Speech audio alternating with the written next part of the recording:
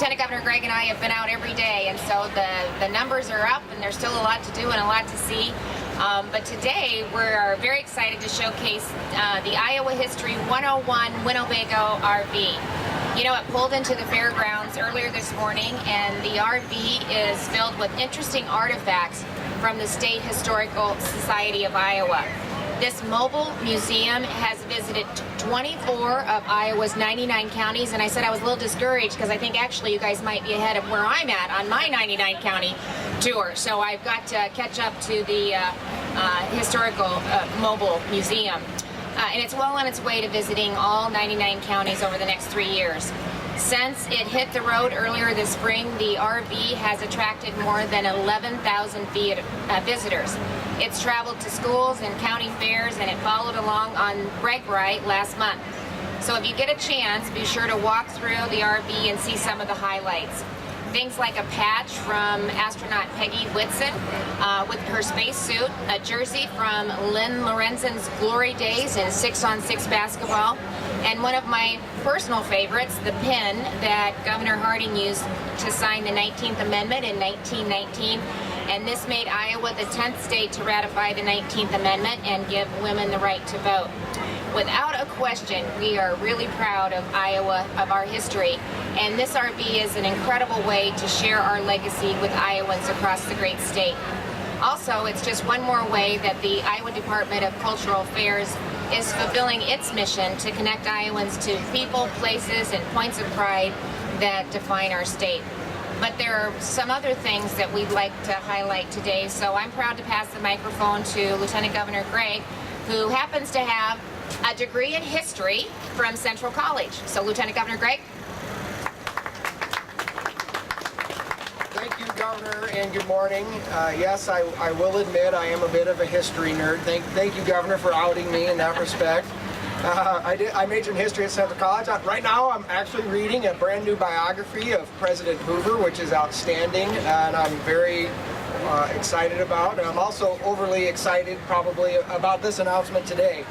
Iowa has a very rich and exciting history which we celebrate in many ways, such as hundreds of museums and historic sites all across the state, a presidential library, of course the Hoover Presidential Library, and many, many more. All of these opportunities allow Iowans and visitors to Iowa to learn more about our heritage and our state's rich history. So to learn more about this new way that we're celebrating and honoring our state's history, I'd like to introduce Stephanie Wager from the Department of Education. Stephanie? Thank you, Lieutenant Governor Gregg. As the Social Studies consultant at the Iowa Department of Education, I can tell you that we are working hard to make sure Iowa students understand our state's past and why it matters. I was born and raised here, and I am proud of my state and its history. But it wasn't until attending college that I had the opportunity to learn about Iowa's history. I learned about Iowa's important civil rights history and Iowa's significant role in feeding the world.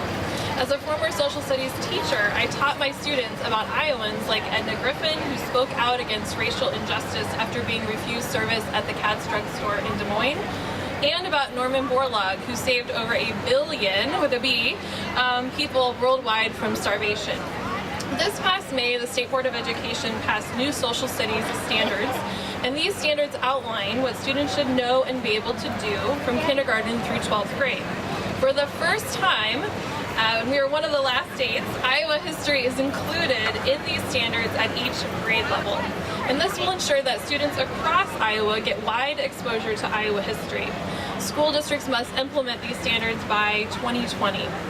We are working on several resources to help teachers and schools implement these new standards over the next 3 years.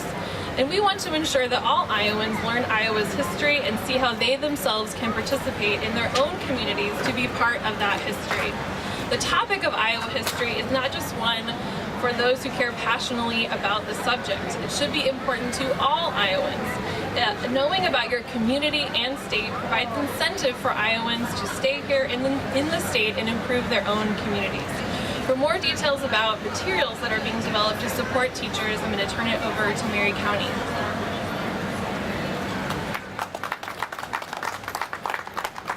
Thanks, Stephanie. Good morning, everybody. Another beautiful day at the Iowa State Fair. As director of the Iowa Department of Cultural Affairs, I can tell you nobody is more committed to preserving and promoting Iowa history than our dedicated staff of experts at the State Historical Society of Iowa. Just last week, we unveiled an online treasure trove of primary sources that teachers can use to develop lessons around major turning points in national and Iowa history, like the Underground Railroad and the Cold War. This website project is the first phase of a grant from the Library of Congress, which has already awarded us $100,000 and plans to offer an additional $200,000 to expand the project over the next 2 years. That funding has allowed us to bundle up digital versions of historic documents, photos, and multimedia recordings from both the Library of Congress and our own collection at the State Historical Society of Iowa. So now, at absolutely no cost, teachers, students, and lifelong learners can study firsthand accounts of history as it happened. You can see an early photo of an Underground Railroad house in West Liberty. You can watch a video of Nikita Khrushchev's famous visit to Coon Rapids. You can read the actual script President Herbert Hoover used during his inaugural address, complete with handwritten notes and watermarks from the rain. Overall, the State Historical Society of Iowa maintains more than 200 million documents and artifacts, but they're only valuable if people can see them. That's why we're so proud to develop our website and the RV behind me to take history to Iowans online and on the road to all 99 counties. We've had a great team work very, very hard on this over the past couple years. And I'd like to thank Susan Claver, the State Historical Society of Iowa Administrator, her team in charge of the mobile museum, including Leo Landis, Andrew Harrington, and Jess Runlet, and our two drivers, John Carlson and Paul O'Connell. And for the new online resources, those working very closely with the Department of Education, I'd like to thank Jennifer Cooley from the State Historical Museum, along with Abby Friedmeier and Megan Card. And of course, I want to thank the Governor and Lieutenant Governor for their ongoing support to ensure that the department can continue to fulfill its mission in serving Iowans. So we look forward to sharing more Iowa stories in the future, and thank you. And with that, we take any questions you may have.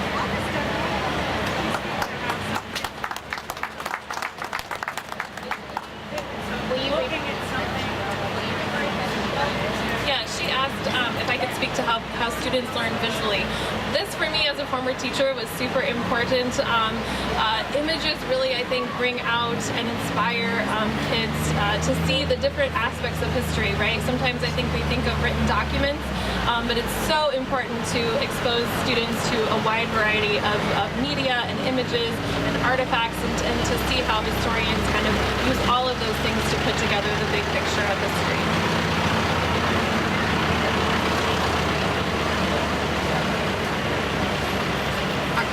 Are there any other questions regarding this topic? Well, I'm going to take a point of personal privilege, I think is what I call that. And I just want to personally thank Director County for your service as the Director of Cultural Affairs. She's done a phenomenal job, and I just appreciate all of her efforts. You really have taken the great work that you do out to Iowans and communities all across the state to really highlight the importance of the arts and cultural activity and the vibrancy that exist within our state and the opportunities that it provides to the economy and just the amazing talent that we have. And you have really done a great job working with your team. It starts with leadership in providing that, and we're very grateful. So thank you, Mary, for all that you've done for the department. We'll miss you. I wish you nothing but the best. And we look forward to working with Acting Director Kramer in the interim. So thank you so much. We appreciate you doing that too. Okay, we'll open it up for questions. Governor had a DOT employee who's been bullied online about the license plate designs. You say to Iowans who are going online because they're not about. Well, first of all, you know, we need to treat everybody with respect and dignity, and it's okay to have an opinion, but it's not okay to make them personal. I called her a couple days ago to thank her for her efforts. She's a graphic designer. They put a lot of work into designing those plates, and I think what people don't realize is that you know, there was specific requirements that they had to meet when they were designing the plate. And so a lot of the public didn't understand that. They were limited in what they were able to do, and I think they did a great job in doing that. And listen, sometimes we focus, and that's a problem, I think, across this country. We focus on the negative, but there's been over 250,000 Iowans that have gone online and registered for which plate that they like. We have a lot of people stop by the booth, and there's a lot of discussion going on why they like this plate over that plate. So so they did it in-house. I want to just say thank you for doing that. There was no additional cost to taxpayers because we utilized the expertise that we had in the agency. And in addition to that, they're very strategic on how they're going to replace these. Right now, every 10 years, because the plates lose some of their whatever helps law enforcement see what they need to see on the plate. But right now, every 10 years, when Iowans renew, they get a new plate. And so it'll be incorporated into that process, the replacement of the plate. So I compliment them on doing it that way also. Can you give your... What did you tell this young woman who got bullied online? Well, you know, I understand it, because it's part of what we deal with too. Some very negative comments, but I understand that's part of the job. She didn't sign up for that. I told her just to get off of social media was the first thing I told her to do, and not to read them. But basically what I told her, Bill, was just to thank you. I was proud of the work that they did. They did it in-house, and we get criticized a lot of times if we go outside and use additional resources. We took advantage of the talent that we had in that agency, and they worked really hard to put this together, to put the designs together, and I thanked her for her work and told her how proud we were of it, and I reminded her that there is a lot of positive comments out there being made also, and that there's a lot of Iowans that are weighing in. I'm a previous county treasurer, so people, Iowans take these plates very, very seriously. I've seen it, I know that, but I just wanted to reassure that we were proud of what she did and the work that she did on behalf of Iowans in helping to design the plates. So I appreciated that very much. Can you give your thoughts on the attacks that happened in Charlottesville over the weekend, and also what it means to you that there's still white supremacy groups still prevalent in our country? Well, I said in my comments, and I said yesterday when I talked, it's unconscionable. This racist bigotry is not who we are as Americans, and we have got to come together and really fight for what unites us. It's unacceptable. It can't be tolerated. There is absolutely no place for the hatred that we saw on display there. And you heard Stephanie talk about in Iowa, we've been a leader in civil rights, and we should be proud of that role. And so, words matter, and it's not to be tolerated, and we're not going to tolerate it. Have you seen any evidence of this kind of white supremacist here in Iowa? Have there been any plans for any white supremacist marches or anything? You talk with people from the DPS intelligence bureau. What do they tell you? I have not, Bill. I'm not aware of any. And I like to talk. What I talk about a lot is I think we're known for Iowa nice. We are humble, caring people. I see that in communities all across the state. As Iowans, I think it's part of our very core. We step up, we help, we wave when someone passes. I mean, that's just the fabric of who we are. And honestly, it's been on display at the Iowa State Fair. What a great example of Iowans from all over the state coming to the Iowa State Fair to participate and look at what the best of the best of who we are, whether it's agriculture or agribusiness or cultural arts and crafts and young people. So, I think it's not who we are as Iowans, and I'm proud of the individuals that, I'm proud of Iowans and our the way we treat people. Is the policy of the review for administration or events at Capitol Complex total? It is. I think, Janet, this is through DAS, Department of Administrative Services, and I think, they recognize that they have an obligation to make sure that in case something would happen, that coverage is in place. but we probably need the flexibility because not all of them are the same. And so I think Director Phipps recognizes the fact that they need to review the policy to make sure that it has some flexibility incorporated in it. Are you surprised by the level of tuition increases that are being approved at the state universities? Well, first of all, our administration, I'm proud to say, for 2.5 years, we held tuition at the universities at no increase. And we're working every day to make sure that we keep higher education affordable by making sure that our students, when they leave college, they have either additional training or are prepared for higher education. And we do that through the teacher leadership and compensation reform, through STEM, we're working on Future Ready Iowa. But that is too much. There is no way that Iowa families could afford a 7% increase over 5 years. And so I would encourage the regions to, let's take a look at what's manageable and keep, in the forefront, doing everything we can to keep higher education, post-secondary education costs down. And they're doing it. We have the most students in the nation that participate in dual enrollment with the community colleges. And so that's a great example of how we can keep costs down. A lot of the students leave high school with 1 year of college credits or an associate's degree in addition to a high school degree. And if you look at the statistics, the students that participate in those courses or participate in dual enrollment, they have a higher percentage of completion going forward. So it's really a win for them also, and it helps keep the cost of college down. Is there a level that you'll recommend? They're going to work through the process. This was the recommendation of the regents. So they have done a listening tour. I commend them for doing that. This is what they're saying. There's now the regents will take a look at what's possible and what's the right amount moving forward. So their work is just getting started, and I'm going to let them work through the process. Should those institutions expect to continue budget cuts in the next budget cycle? We're going to wait and see what the REC has for revenue. I think it's important to remember that we are still seeing growth in the state of Iowa. It's not as robust as the REC had projected, but we are a state that's still seeing growth, and so we're working every day to look for opportunities to continue to grow the economy, whether it's participating in a trade mission to China so that we can expand the markets for our agricultural products and help bring the cost of our commodity prices up. Looking for opportunities to make Iowa as competitive as it can through comprehensive tax reform, a workforce that's ready to meet the needs of business and industry that are looking to locate and expand in the state of Iowa. So we're going to continue working every day to grow the economy. That takes care of a lot of the issues that we're dealing with.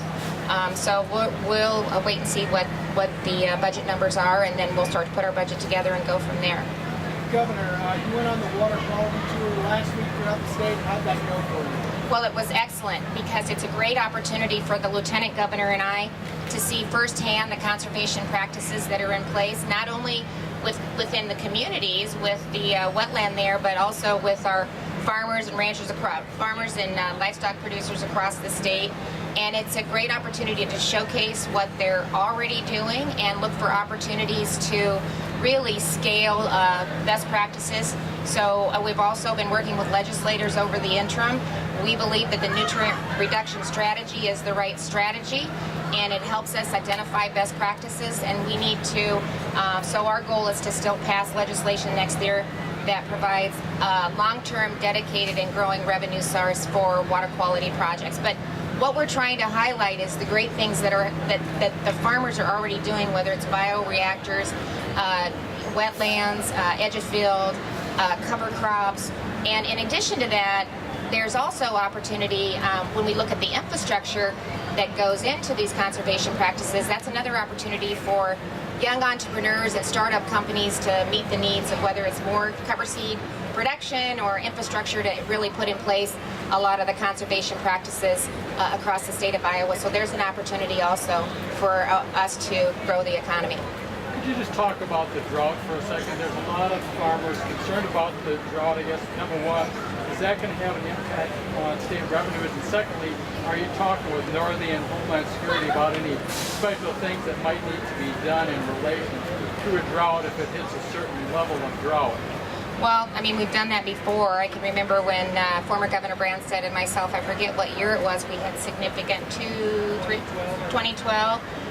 So we went on site with our farmers and talked about, we had a website that they could go on and we could provide information as we worked through that. So I'll continue to work with Secretary Northey and monitor the situation going forward. But, you know, it's been a tough couple years for agriculture in the state of Iowa. Farm prices, our farmland is starting to go up a little bit, so that's a positive sign. As I indicated, we're looking for opportunities to add value to what we produce and to do that here in the state. And so we're going to continue to look for opportunities to add value to agriculture. It's the backbone of our economy, and when it stumbles, it has a rippling effect on all of their sectors in the economy. And so we're going to continue to work to provide opportunities to address some of the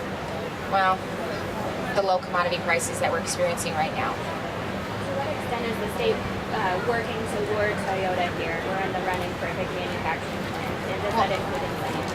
Well, I'm not going to divulge what Debbie's doing. That would be giving away the strategy, and that's never good. We don't want the other states to know what we're doing, but Director Durham and her team does a phenomenal job of highlighting, and as well as our office, of highlighting and showcasing why Iowa is a great place to do business. Our central location, our infrastructure is second to none. We have a talented workforce. We're constantly in the top 5, but often in the top 3 when it comes to low cost of doing business. Our electricity costs are low. We're an agriculture state, but the largest percentage of our GDP is actually advanced manufacturing, which agriculture plays a role in that. And one of the reasons that that we have a high percentage of advanced manufacturing is because of our electricity rates. We're 18% below the industrial electricity rates, the national average. So we're 18% below that. So we've got a lot of things that are going well in Iowa. Our certified sites is another opportunity for us to say, we're here, we've done all of that preliminary stuff. We're ready to set you up and get you going. And so we've got a lot of positive attributes, a lot of positive things that are happening in the state of Iowa that makes us a great place to invest in, and for our existing companies to expand and grow, and they are. Are they looking at the Des Moines area or Quad Cities or Cedar Rapids? I don't know. They literally haven't. They're looking at the state of Iowa, so they're looking at Iowa. Not going to tell. Back to tuition. What sort of management strategies are you expecting of the president's in regards to, Well, first, or are you going to ask the legislature to provide? well, I'm not, the legislature is going to do what the legislature is going to do, and we'll work closely with them, but we'll put our budget together and they'll put theirs together. But the other thing I asked about this morning is that, with Chapter 20 reform, that gives our universities and colleges, the universities, some flexibility to manage the resources. And so there's also some potential savings from Chapter 20 reform that was passed last legislative session also. One more question. Okay, I would go out and try at least 5 things, 5 foods on a stick before you leave the fairgrounds, and make sure to visit many of the wonderful displays that we have all across the fairgrounds. So go have a great time at the Iowa State Fair. And thank you to Department of Cultural Affairs for this. This is great. I appreciate it. Thank you.